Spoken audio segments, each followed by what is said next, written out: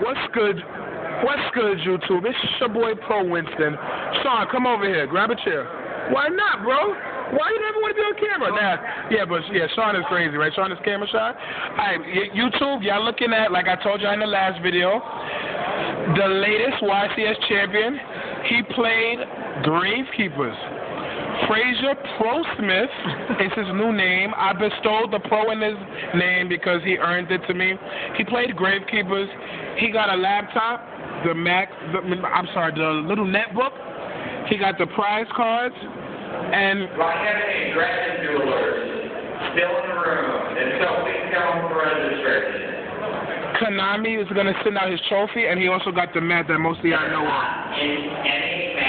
I'm sorry, YouTube, about that, but I can't help that. But, Frazier, tell us how you feel before you give us a deck profile, bro. I feel good. I mean, I'm not all super excited, but I'm really happy that I won. I thought I would want to top a jump before I actually won, because, I don't know, I just felt like I just always wanted to top a jump first. But, I mean, winning, I obviously accept that. It's just, I've been a really good player for so long, and I've never been able to play the right deck at any event. I've always played like the wrong deck. Like if Sabers is the best deck, I'll say, nah, I want to play what's good against Sabers and play something like Lifeline or Debris, and I'll get wrecked. Or if I play like when Gladius was the best deck, I'll play the bad deck instead. I will always play the opposite of like what was the absolute best deck, and that would always make me lose. So I got 35th in Edison, and I got 34th in GA, so I had bad beats there. And I've gotten 20th at Maryland when he was going top 16. So I've been really close. I just never was able to get it. Now I'm finally here. Why did he just walk through my camera? But yeah, so how do you actually and your boys that played the Gravekeeper deck accept the fact that no one really thought y'all was gonna do good until your boy went undefeated with it? Well, that's the good part, actually. Surprise factor in Yu-Gi-Oh! Is the most important thing for any event. If you can surprise people with a deck that is legitimate, not just like a random anti-deck, but like a legitimate deck, then you will most likely top. And from there, if people still don't understand how to play against it, by day 2, then it's really just over. And as you can tell, 3 out of 4 of the top 4 was us from Philadelphia, Lotto, Matt, Sean McCabe, and me. So the deck is obviously really, really broken. And it completely shuts down Debris. It shuts down...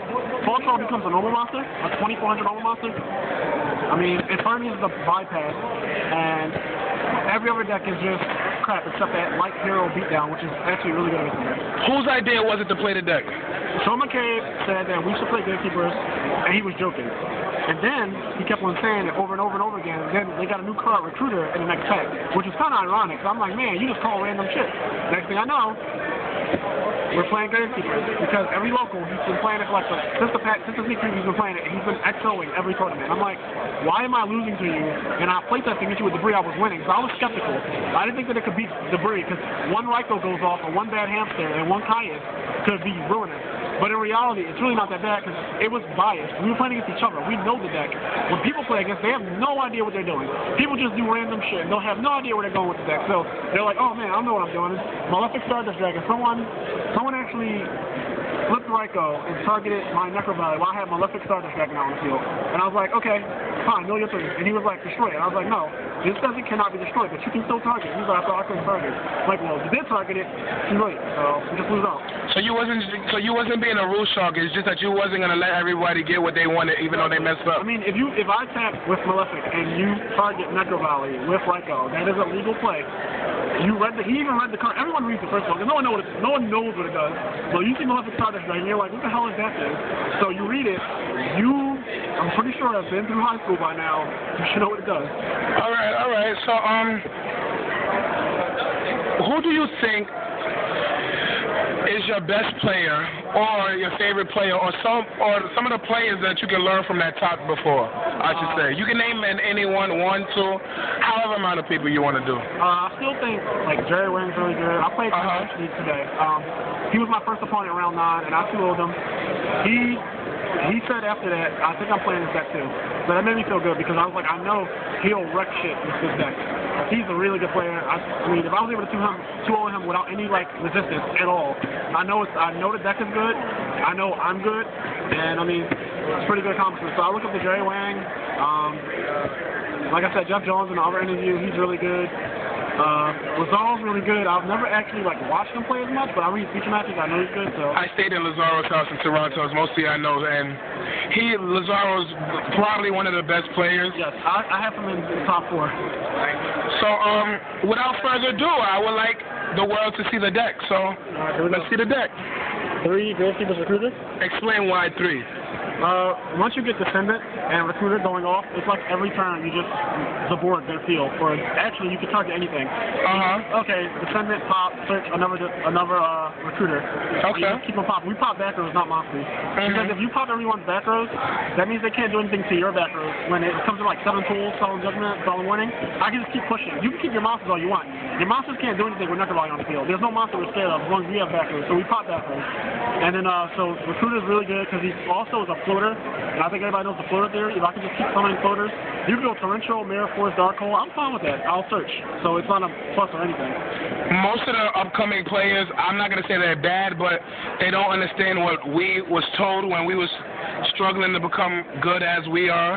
Most of us don't know the floater theory. Most of us might not know the go minus theory. Most people think that minus is losing 1 or probably 2 more monsters than their opponent. That's not necessarily how it is always, but let's continue the deck, bro. I just wanted you to explain that because most people don't know what it did. I was watching your boy Ronald play in the feature match, and when it died or whatever, I was like, what the fuck does this do? So I had to buy one of the cards for $4. It's a Black Forest. It's a Witch of the Black Forest for Gravekeepers.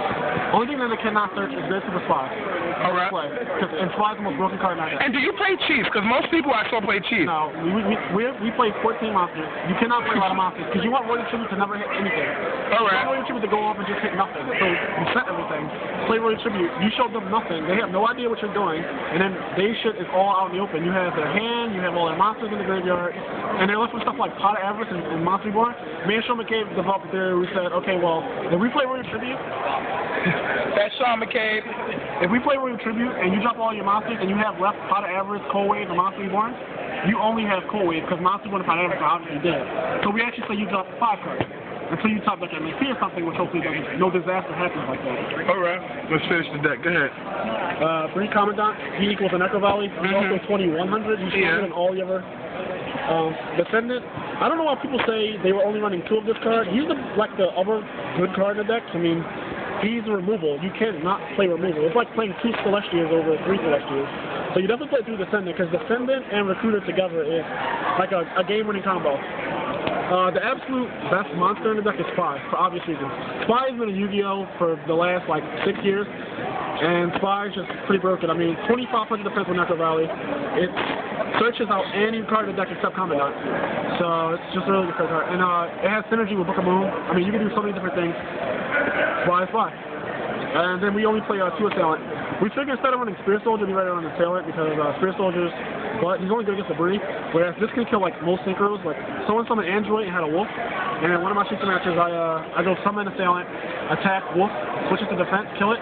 He kills the assailant next time with the Android. I go stele, get back assailant, another card. I go summon assailant, kill Android. So I just dealt with 2 cards with just assailant because even though he's only 2000, he just puts you in defense mode. So most monsters don't have high defense. All right. That's it for the monsters. Okay. 14 monsters, guys. 14 monsters. 3 Royal Tribute. The absolute best card in the deck. I have to give it to y'all. This fucking card looking like a fucking pyramid, but it's gonna be hollow. I do.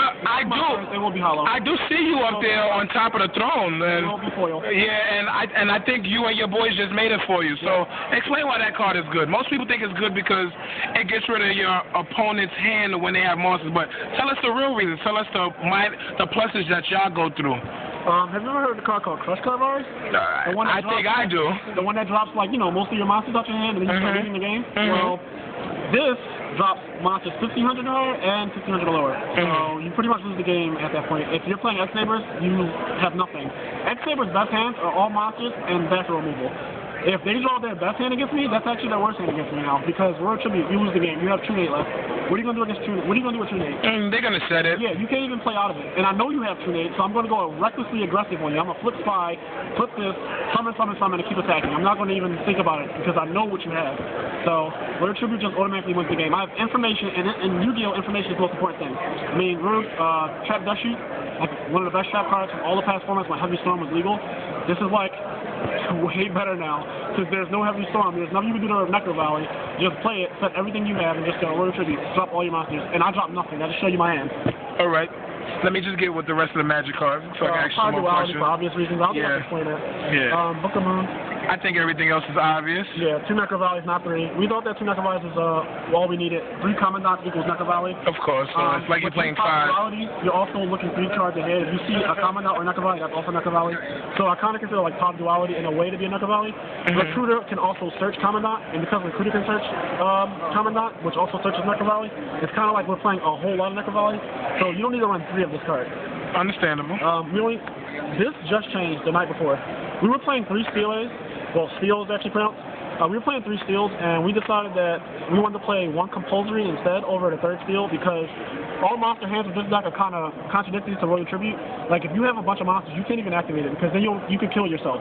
So we never actually play Royal Tribute when we have a whole bunch of monsters.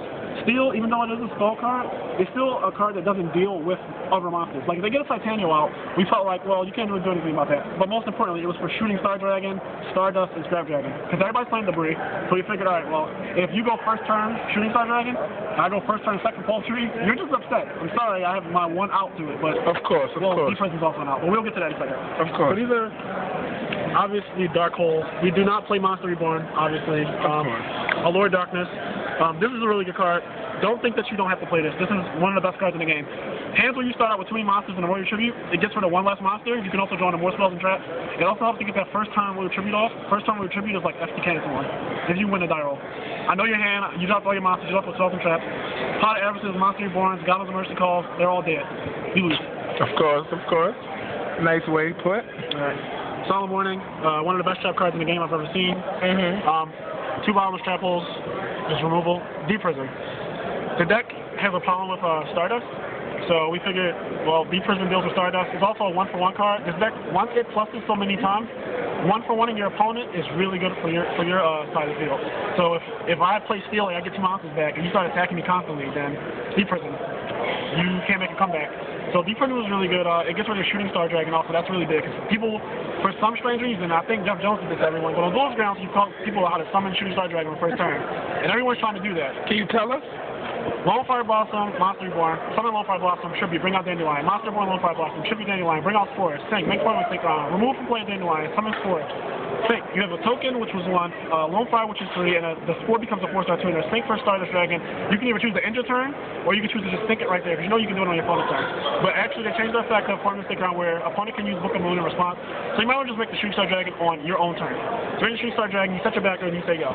You would never make it without protection, but that's irrelevant. So that's how you make the first Shooting Star Dragon. Like I said, we chose the compulsory over the 3rd stele. 2 Starlight Roots. Those are just obvious, guys. I'm pretty sure y'all know that it protects everything. This card is amazing. I don't care what anyone says. We were thinking about cutting 1, but Sean kept on saying over and over again, I do not want to cut a Starlight Root. I think that it wins games where you should not win. So we're playing 2 Starlight Roots. Starlight, basically, when you want to get aggressive with Gravekeepers, you just keep summoning monsters. When you flip Spy, this is the best one. You flip Spy, you do not activate priority. You search, you do not activate priority. So you flip Spy, get Descendant. You let them see if they have Torrential Tribute. If they have Torrential, you go Starlight Road. This is only if you have Starlight Road set. So Spy, Starlight Road, you flip, you don't, no priority. Because in priority, you Descendant top Spy. They will be able to Torrential, and then they won't actually get anything. So you do that, and you basically just win the game. Now you have 3 monsters on the field, you still haven't done anything, and you start pushing. It stops Dark Hole, which is like the most broken removal in the game. Tell me about it. Compulsory, I already mentioned this before. This card's really good. I think that, I don't know, I think it's just, against debris, it's the nuts. And against Sabres, actually, Boggart, summon, okay, give me a second, compulsory. No, give me a second. Put your posture back in your hand. You keep your Boggart out, who's 1900. All my monsters are 2000. So now he's just sitting there. I start killing all your monsters, and you start losing. Mirror Force from Mirror Force, obvious removal, and Solemn Judgment. Alright. Side deck. Real quick. 2 effect rollers. Of course. X Sabres. They only get one push against this deck. One push. They try to do one. They're going to get one big move off if they get a normal hand. So when they get that one big move off, they go summon, Hunley. Or you can just stop it at the Bogger Knight, which you're supposed to do. But if you cannot stop it at the Bogger Knight because they have too many monsters already on the field, then you just go effect value to Hunley. You keep all your stuff in it. All your stuff is thrown on the field, and you just win the game from there. So one big push is all they get. So we put these against X-Fingers. Malefic Stardust Dragon. Oh my God! I want to hold this card up. I want everybody to see this card. Not only does this card look broken, it is broken. Explain why. One, everyone has to read it. Everyone I've played against has read the card. Which, when a person reads the card, I know it's a bad thing. Yeah, because that means they have already thought about how to play against the card. Pros will never pick up a card twice. You're right. 3 people target necrovalley with Ryko when I summon this card. 3 people. 3. Tell us what that does. When you target necrovalley, it does nothing. You just mill 3 cards and you wasted a Ryko, and I'm still going. He prevents everything. No MSTs off the top deck can kill it. It's really, you just can't get rid of it. The worst answer to it is Caius. If you're smart enough, remove necrovalley and he dies.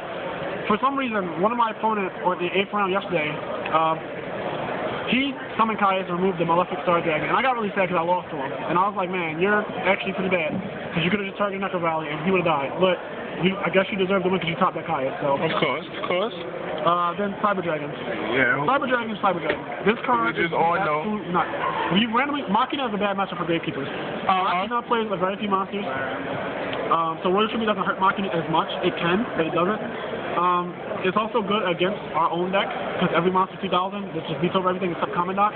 Obviously, if you have Spy is the nuts. So, but this is really good against Sabers because Sabers, when you start to push too hard against them, if they are already losing, they will never come back. Like, Sabers can't deal with hard pushes.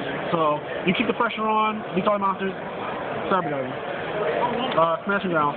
White Sworn and Black Wings. Black Wings try to use Icarus attack to destroy necrovalley. Before I even play necrovalley, I'll Smashing Ground your monster. Play the necrovalley, set things like bottomless, solemn warning, starlight rouge. Pretty much game. If I can make you activate Icarus attack while I have a starlight rouge set, you basically need the game. So Smashing Ground kind of forces them to do plays that seem good, like Smashing Ground while you have a back row. While I have starlight rouge set, you think that it's going to be a good play because you're going to get a plus, and in reality it turns out to be a savage minus. So, 2 MSTs.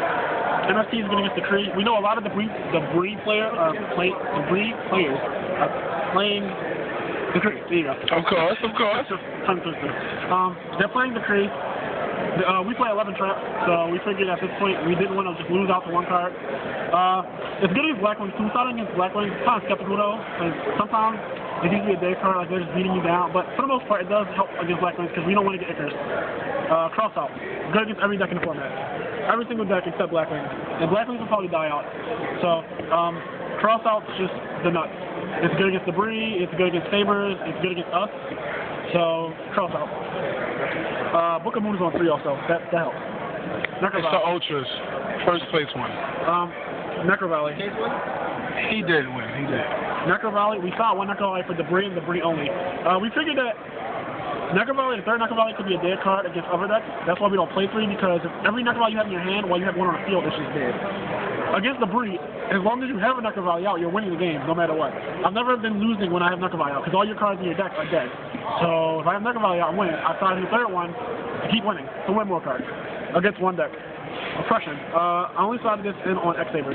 It's just another card that I'd rather have against that deck. And against Debris, we decided on another compulsory because, like I said, Shooting Star Dragon. Scrap Dragon is the nuts against us, and Stardust Dragon is ruined. So, compulsory is really good. Nothing to decide deck. Thanks, guys. All right. Once again, guys, on YouTube, Frazier will be making his own YouTube channel soon. I will be helping him. I think he needs to spread the way that he thinks about the decks. I don't think half the pros would have probably made a deck like this. So, for that being said, myself also, I would have never thought to... That's all you need to see. This is the deck. That is the deck? This is the deck. We need the feature matches. I dropped 4 cards out of the X-Saber player's hand. I dropped 4 cards out of the Lightstorm player's hand. Automatic game win. I've never seen somebody beat you with 2 cards, ever, in my entire life. So that's just a card destruction on crack? No, it's a crush card by its own crack. Oh, all right. So now all right. Don't y'all agree with the correction, guys? Don't y'all agree with it? He caught that JD. Who, him? Yeah, he thought that JD when the guy did it. Oh, my God. How do you feel about that? the opening turn, he world attributed 4 different names, and then I JD twice in one. Oh shit. All I can say to you, Yeah, that's all I lovely. can say to you is must be nice. For everyone who is not a tech, this card is automatic game win. So there you go. Alright, YouTube, so that was from your one and only Pro Winston. I love this guy to death.